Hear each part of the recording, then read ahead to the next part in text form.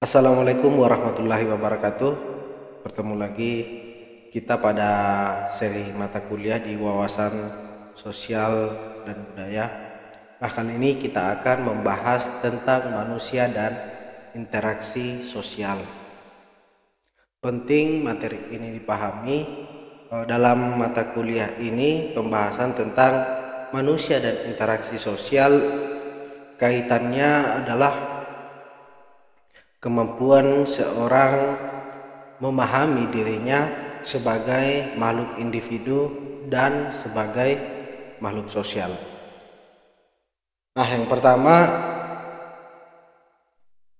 kita berangkat dari memahami tentang hakikat manusia. Unsur-unsur hakikat manusia terdiri dari hal-hal berikut ini. Yang pertama, susunan kodrat manusia itu terdiri atas raga dan jiwa. Jadi secara kodrat manusia itu terbagi atas dua bagian, dia memiliki raga dan memiliki jiwa, atau kata lain jasmani dan rohani. Terus sifat kodratnya itu atas makhluk individu dan sosial. Nah, disinilah kita pahami kita ini sebagai manusia selain sebagai makhluk individu juga sebagai makhluk sosial. Hakikat selanjutnya yaitu kedudukan kodrat terdiri atas makhluk yang dikatakan manusia itu berdiri sendiri serta makhluk Tuhan. Jadi selain Anda makhluk individu yang berdiri sendiri, Anda juga adalah makhluk Tuhan. Nah, itulah pengertian tentang hakikat dari kemanusiaan. Nah, apa yang penting dari memahami hakikat ini supaya kita ini sebagai makhluk individu dan makhluk sosial memahami apa yang harus kita lakukan ketika berinteraksi dengan orang-orang yang ada di sekeliling kita sebagai warga atau sebagai masyarakat. Nah, yang menandakan bahwa individu itu adalah makhluk sosial ditandai dengan interaksinya. Interaksi antar individu itu disebut dengan makhluk sosial, sedangkan individu atau manusia dikatakan sebagai makhluk individu ditandai dengan kebebasannya. Jadi Anda sebagai individu, Anda bebas berbuat apa saja dan konsekuensinya juga Anda akan tanggung sendiri. Itulah yang disebut dengan individu. Anda tidak akan melibatkan orang lain dalam kebebasanmu. Misalnya ketika Anda bebas untuk bermain hujan-hujan misalnya, namun yang akan menanggungnya adalah diri Anda sendiri.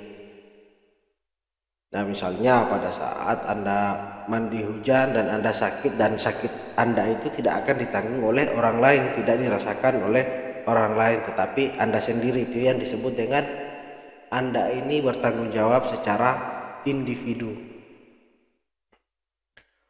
Nah, selanjutnya dalam proses interaksi itu ada syarat, proses, dan bentuk dalam interaksi sosial. Nah, syarat yang pertama untuk terjadinya suatu interaksi sosial adalah adanya individu. Jadi kalau tidak ada individu, tidak akan ada interaksi sosial. Begitu masyarakat tidak akan ada kalau tidak ada individunya, karena masyarakat itu adalah kumpulan individu yang mendiami dalam suatu kelompok tertentu. Jadi tidak akan ada kelompok kalau tidak ada individu, karena individulah yang berkumpul dan yang menjadikannya menjadi suatu kelompok. Nah, itu syarat yang pertama yang harus dipahami, bahwa tidak akan terjadi interaksi sosial ketika tidak ada individu. Nah, syarat yang kedua adalah komunikasi. Nah, walaupun ada individu tetapi tidak ada komunikasi antar satu dengan lainnya oleh individu, maka itu adalah penghambat dari interaksi sosial. Nah, jadi dua syarat ini mesti dipenuhi terlebih dahulu sebelum terjadinya suatu interaksi sosial. Yang pertama harus ada individu, dan yang kedua harus ada komunikasi antar individu. Nah, selanjutnya proses dalam interaksi sosial ini ada yang disebut dengan imitasi, sugesti, identifikasi, dan simpati. Nah, dalam prosesnya kita berinteraksi dengan orang lain. Imitasi ini adalah suatu proses mencari tahu dengan cara Anda melakukan peniruan. Nah, kemungkinan misalnya Anda menyukai seseorang, cara tingkahnya, cara berperilakunya, nah, dan itu Anda lakukan imitasi atau melakukan peniruan. Nah, banyak hal sekarang ini perilaku kita karena berasal dari proses interaksi kita dengan orang lain melalui dengan proses imitasi. Misalnya cara orang berjalan, cara kita berbicara, itu karena kita meniru cara orang lain yang ada di sekeliling kita. Nah, seperti itu juga terbentuknya suatu budaya yang mengakar di dalam diri kita masing-masing berdasarkan budaya yang dianut masyarakat setempat, karena kita melakukan imitasi. Nah, terus yang kedua bisa juga melalui proses sugesti. Nah, sugesti ini merupakan pengaruh yang baik disengaja maupun tidak disengaja oleh orang lain yang kita terima. Misalnya kita diberikan nasihat dan kita tersentuh, kita tersugesti istilahnya, dan kita menjalankan perilaku itu disebut dengan kita menerima suatu interaksi sosial melalui proses sugesti. Nah, yang ketiga ada proses identifikasi. Proses identifikasi ini merupakan proses pencarian di dalam interaksi sosial yang hampir mirip dengan imitasi. Misalnya Anda mengidentifikasi perilaku-perilaku yang Anda anggap baik, yang Anda anggap bagus, baik itu dalam kelompok Anda maupun kelompok dari luar yang Anda identifikasi, lalu Anda bisa mencoba kembali untuk melakukan peniruan sehingga membentuk diri Anda. Selanjutnya ada proses simpati. Nah, simpati ini merupakan suatu proses dalam suatu interaksi di mana kita menerima sesuatu itu karena ada landasan perasaan atau emosi di dalamnya. Misalnya Anda berperilaku baik terhadap seseorang itu karena ada landasan emosi di dalamnya. Begitulah orang berinteraksi. Misalnya ada proses Anda simpati terhadap sesuatu, terhadap seseorang, maka itu mempengaruhi interaksi juga kepada orang tersebut. Nah, selanjutnya setelah ada proses dan diklasifikasi juga beberapa bentuk-bentuk interaksi sosial. Nah, diantaranya adalah bisa interaksi itu dalam bentuk kerjasama, bisa dalam bentuk persaingan, bisa dalam bentuk melakukan akomodasi, atau bisa juga dalam bentuk asimilasi. Nah, yang pertama kita bahas. Nah, bentuk yang pertama ini adalah kooperasi, ya, kooperatif atau kerjasama.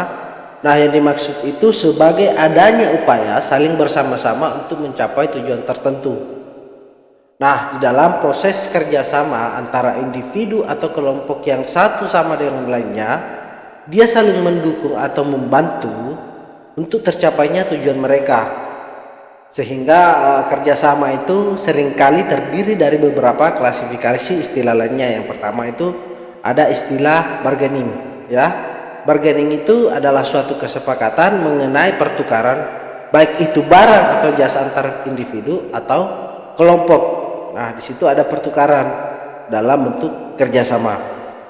Nah, yang kedua kooperasi, yaitu melakukan suatu proses penerimaan unsur-unsur baru dari individu atau kelompok lainnya.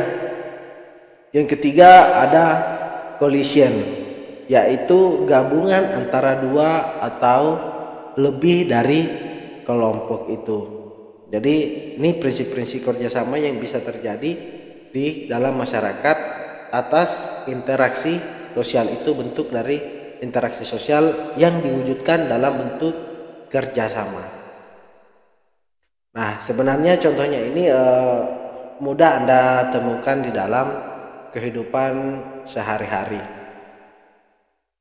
Misalnya kita berinteraksi dengan orang lain, kita memiliki tujuan sama-sama, lalu kita mengajak dia untuk bekerja bersama-sama untuk saling mendukung.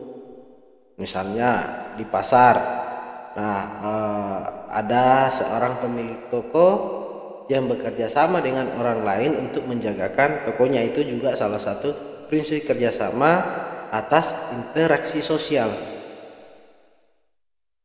Nah, yang kedua, interaksi sosial bisa juga bentuknya dalam bentuk persaingan atau kompetisi. Nah, yang dimaksudkan persaingan di sini adalah upaya saling mempengaruhi dan saling mendahului dalam pencapaian suatu tujuan tertentu. Nah, itu bentuk persaingannya, bisa dalam persaingan kelompok A dengan kelompok B, atau kelas A kelas B, misalnya manajemen A dengan manajemen B. Dia berinteraksi antara kelompok tersebut dan bisa saja bentuknya itu interaksinya dalam bentuk persaingan, ya. Jadi persaingan ini bisa persaingan antara individu atau kelompok satu sama lainnya untuk saling mempengaruhi demi tercapainya tujuan individu atau kelompok tersebut. Nah, kalau persaingannya bisa diklasifikasi menjadi beberapa bagian, yakni ada persaingan ekonomi misalnya, persaingan budaya, persaingan jabatan, persaingan ras dan suku, dan lain-lain sebagainya, yang merupakan bentuk dari suatu kompetisi di dalam interaksi kita. Nah, sudah dua tadi bentuk-bentuk interaksi. Kalau bukan kerjasama, bisa saja bentuknya sebagai persaingan di dalam interaksinya. Nah, yang ketiga ada akomodasi. Nah, akomodasi ini maksudnya itu sebagai suatu upaya untuk menerima individu atau kelompok lainnya. Nah, dalam proses akomodasi antara individu atau kelompok yang satu sama lainnya saling melakukan penerimaan demi tercapainya tujuan individu atau kelompok tersebut. Nah, klasifikasi dari akomodasi ini ada coercion, yaitu proses penerimaan dengan cara paksaan. Nah, yang kedua kompromi, yaitu proses pengurangan tuntutan. Jadi kita menerima individu atau kelompok lainnya itu dengan asas kompromi. Misalnya kami menerima Anda dalam kelompok kami dengan mengurangi tuntutan yang Anda inginkan. Yang ketiga ada arbitration, yaitu proses penerimaan dengan melibatkan pihak lain atau membutuhkan campur tangan orang lain. Yang keempat ada mediasi, proses penerimaan atas bantuan pihak lain. Jadi hampir ada persamaan antara arbitrasi dengan mediasi. Nah, kalau arbitrasi melibatkan pihak lain, kalau yang mediasi yaitu bantuan atas pihak lain. Yang kelima, conciliation, yaitu proses penerimaan dengan melalui kesepakatan baik itu individu maupun kelompok dalam interaksinya. Yang keenam ada toleransi. Kalau toleransi ini kita menerima baik itu ide dan gagasan seseorang dalam interaksi kita karena ada pelibatan perasaan kebersamaan. Jadi ini bentuk ketiga dari suatu proses interaksi, dan namanya kalau kita berinteraksi akan ada konsekuensi dalam komunikasi kita. Nah, ini yang bisa Anda terawang dalam proses Anda berinteraksi dengan orang lain, baik itu Anda sebagai individu maupun sebagai kelompok. Nah, selanjutnya yang keempat itu namanya asimilasi, ya. Nah, bentuk asimilasi ini adalah proses yang mengurangi perbedaan-perbedaan antara individu atau kelompok. Kalau dia di dalam proses asimilasi terjadi percampuran dengan tanpa membedakan antara individu atau kelompok yang satu dengan yang lainnya. Dan sehingga asimilasi seringkali dikategorikan sebagai proses amalgamasi. Kalau amalgamasi itu adalah proses perkawinan campuran antara individu-individu yang memiliki perbedaan seperti perbedaan suku, dan hal-hal ini sudah banyak kita temukan dalam kelompok-kelompok sosial yang tidak lagi membedakan Anda suku apa, dan itu bisa kita melakukan proses perkawinan campuran, dan ini merupakan bentuk interaksi sosial juga antar individu di dalam suatu kelompok. Jadi sedapat mungkin di dalam kelompok-kelompok itu tidak ada lagi perbedaan. Nah, ketika tidak ada perbedaan atau sangat sedikit lagi perbedaan yang terlihat, nah itu bisa kita gambarkan bahwa sudah terjadi suatu bentuk asimilasi dari proses interaksi sosialnya. Nah, mungkin ini teori tentang bagaimana suatu interaksi sosial itu terjadi di dalam suatu masyarakat. Nah, untuk selanjutnya saya akan memberikan tugas kepada adik-adikku sekalian. Nah, tugasnya adalah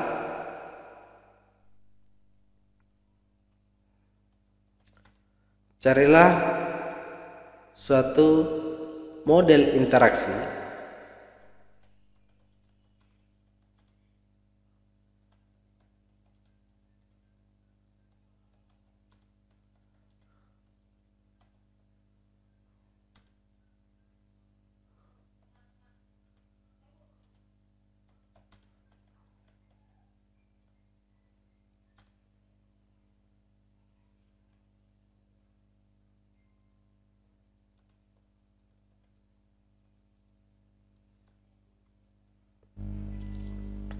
Nah, ini tugas Anda nantinya.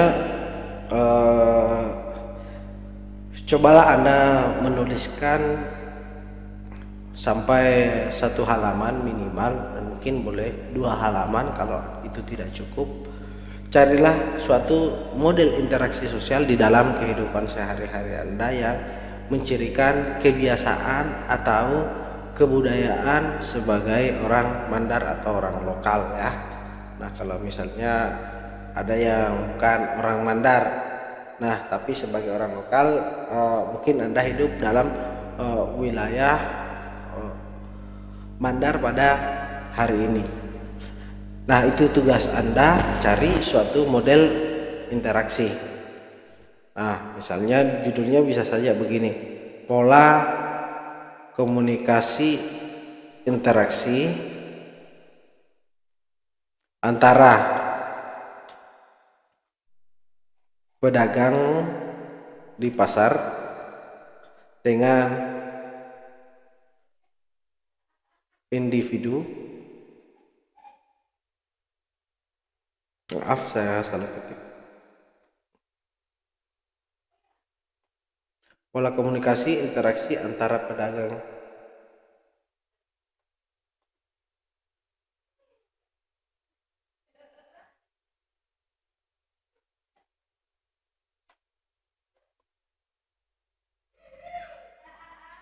Nah, ini bisa Anda buat judul yang seperti ini.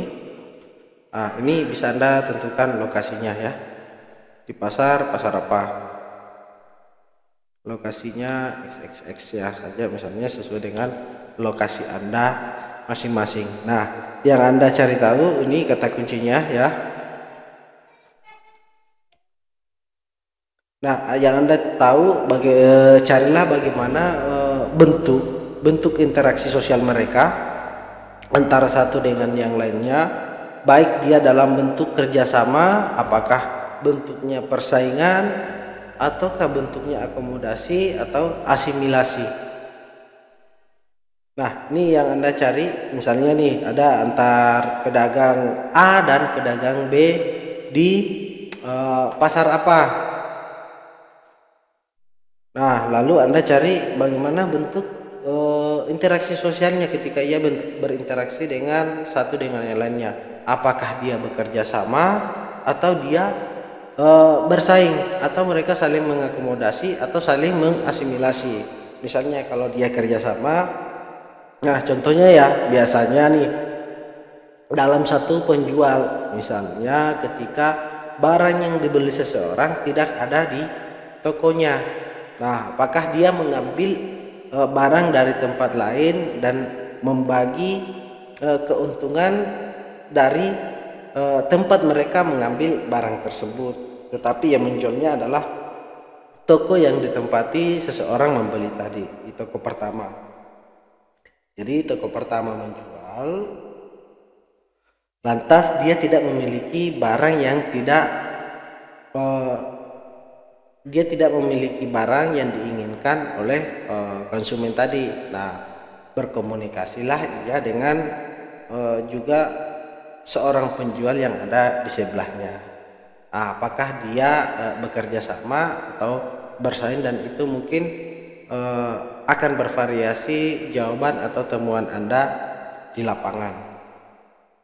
Nah, dari hasil itu silahkan Anda deskripsikan sesuai dengan bahasa Anda masing-masing, dan setidaknya itu menjawab bagaimana bentuk komunikasi dan interaksi antar pedagang di pasar. Misalnya kalau Anda mengambil lokasinya di pasar dan mencari subjeknya pedagang, dan ini bisa Anda ganti kalau bukan pedagang, nelayan apa dan lain-lain sebagainya di dalam kehidupan Anda sehari-hari. Karena yang ingin kita capai, Anda bisa memahami proses interaksi, bentuk interaksi sosial yang terjadi di dalam kehidupan sehari-hari kita. Terima kasih. Wassalamualaikum warahmatullahi wabarakatuh.